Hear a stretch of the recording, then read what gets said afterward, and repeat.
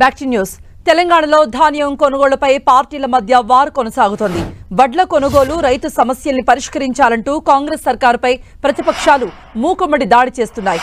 ఏకకాలంలో సర్కారుపై విమర్శలు చేస్తూ కాంగ్రెస్ ను ఇరకాటంలో పడేస్తున్నాయి.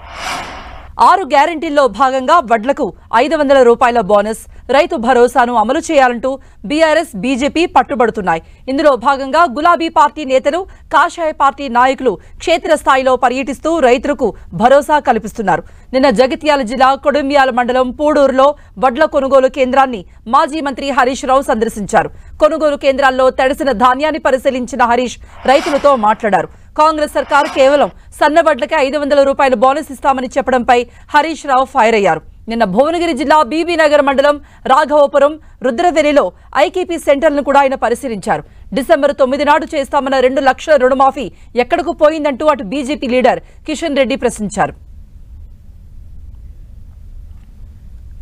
దీనిపై మరిన్ని అప్డేట్స్ ఇవ్వడానికి మా ప్రతినిధి అజయ్ సిద్ధంగా ఉన్నారు. అజయ్, అప్పట్లో మనం చూసాం వరి వార్ అంటూ కూడా బీఆర్ఎస్ బీజేపీపై ఏ విధంగా తిరగబడిందో మనం చూసాం.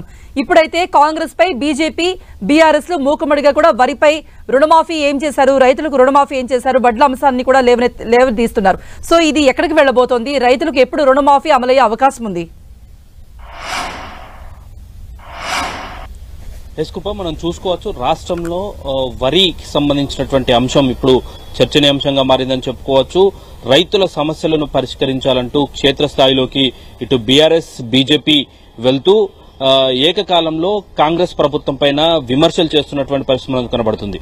ముఖ్యంగా తడిసిన వరి ధాన్యాన్ని కొనాలి, ప్రతి గింజ వరకు కూడా కొనాలి. ఏదైతే ఎన్నికల్లో ఇచ్చినటువంటి హామీ మేరకు వరికి క్వింటాల్కు 500 రూపాయల బోనస్ ఇచ్చి కొనాలంటూ ఇటు కాంగ్రెస్ ను బీఆర్ఎస్ పార్టీ, అదేవిధంగా బీజేపీ పార్టీ రెండు కూడా డిమాండ్ చేస్తున్నటువంటి పరిస్థితి మనకు కనబడుతుంది. నిన్న జగిత్యాల్లో మాజీ మంత్రి ఎమ్మెల్యే హరీష్ రావు పర్యటించగా, ఇటు భువనగిరి జిల్లాలో కేంద్ర మంత్రి కిషన్ రెడ్డి పర్యటించే క్షేత్రస్థాయిలో రైతులతోటి ఇరు నేతలు కూడా అక్కడ ఉన్నటువంటి సమస్యలను అడిగి తెలుసుకున్నటువంటి పరిస్థితి కనబడుతుంది. ఏదైతే కాంగ్రెస్ ప్రభుత్వం అసెంబ్లీ ఎన్నికల ముందు 6 గ్యారెంటీలకు సంబంధించినటువంటి హామీలు ఇచ్చింది. అందులో ముఖ్యంగా రైతు భరోసాకు సంబంధించినటువంటి హామీలను చెప్పుకోవచ్చు.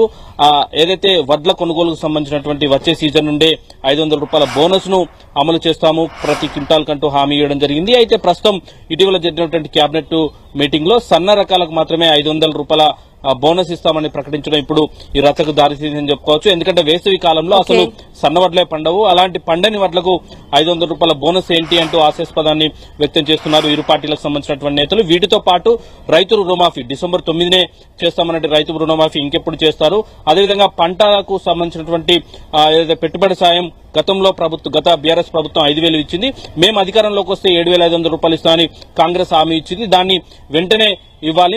అదేవిధంగా రైతు కూలీలకు, అదేవిధంగా కౌలు రైతులకు 12,500, 15,000 రూపాయలు ఇస్తామన్నటువంటి కాంగ్రెస్ ప్రభుత్వం మాట తప్పింది. వీటినన్నింటినీ కూడా వెంటనే అమలు చేయాలన్నటువంటి డిమాండ్ అయితే తెరపైకి తీసుకొస్తున్నటువంటి పరిస్థితి కనబడుతుంది.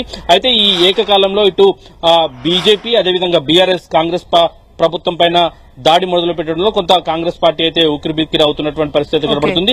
అయితే అదే స్థాయిలో సివిల్ సప్లై మినిస్టర్ నుండి కానీ, సివిల్ సప్లై డిపార్ట్మెంట్ నుండి కానీ కౌంటర్ వచ్చినటువంటి పరిస్థితి కనబడుతుంది లేదు. ఇప్పటివరకు ఉత్తమ్ కుమార్ రెడ్డి దీనిపైన అధికారికంగా ప్రకటించినటువంటి పరిస్థితి కనబడట్లేదు. దీంతో కొంత కాంగ్రెస్ ఇరకాటంలో పడిందన్న చర్చ కూడా ప్రజల్లో నెలకొన్నటువంటి పరిస్థితి కనబడుతుంది. కృప. రైట్ అజయ్.